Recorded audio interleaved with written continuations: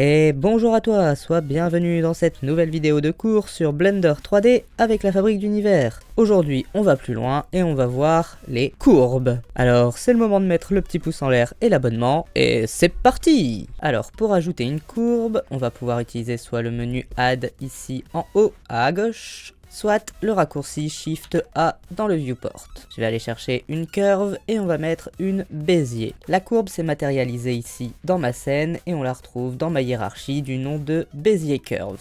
On repère que c'est une courbe grâce à l'icône de l'objet. Et je vais passer en mode Edit. Ici en mode Edit, on constate qu'on a des points sur notre courbe. On peut les sélectionner et quand on en sélectionne un, on se rend compte qu'il a deux poignées ici de chaque côté. Alors ça, c'est parce que c'est une courbe de type Bézier. Sur une NURBS ou une Poly, ça ne serait pas le cas. Ces poignées de chaque côté vont permettre d'orienter notre point. On pourra sélectionner celui du centre pour déplacer le point de courbe, mais également le faire pivoter ou le redimensionner. Pour ajouter des points de courbe, on peut extruder avec le raccourci E en sélectionnant un point, ou on peut sélectionner deux points, faire un clic droit et venir faire un subdivide. On pourra augmenter le nombre de subdivides ici pour augmenter le nombre de découpes. Pour supprimer un point, on va pouvoir le sélectionner, utiliser le menu X et sélectionner vertice.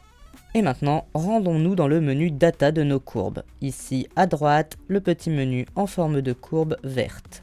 Et on va voir tout ce qu'on peut y faire. Alors dans ce menu, on va retrouver plusieurs onglets. Pour le moment, je vais fermer cela et je vais vous montrer l'onglet Shape et l'onglet Active Spline.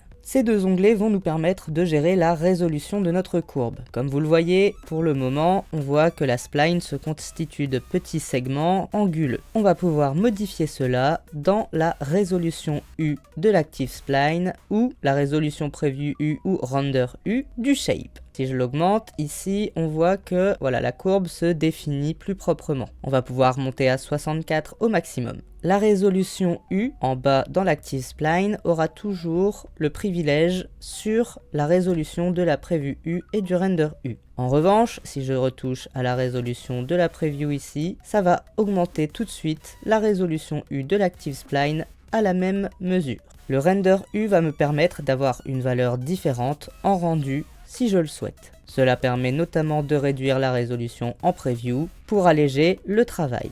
Et dernière petite option de l'Active Spline, vous pouvez activer le cyclic en U qui va vous permettre de boucler votre courbe.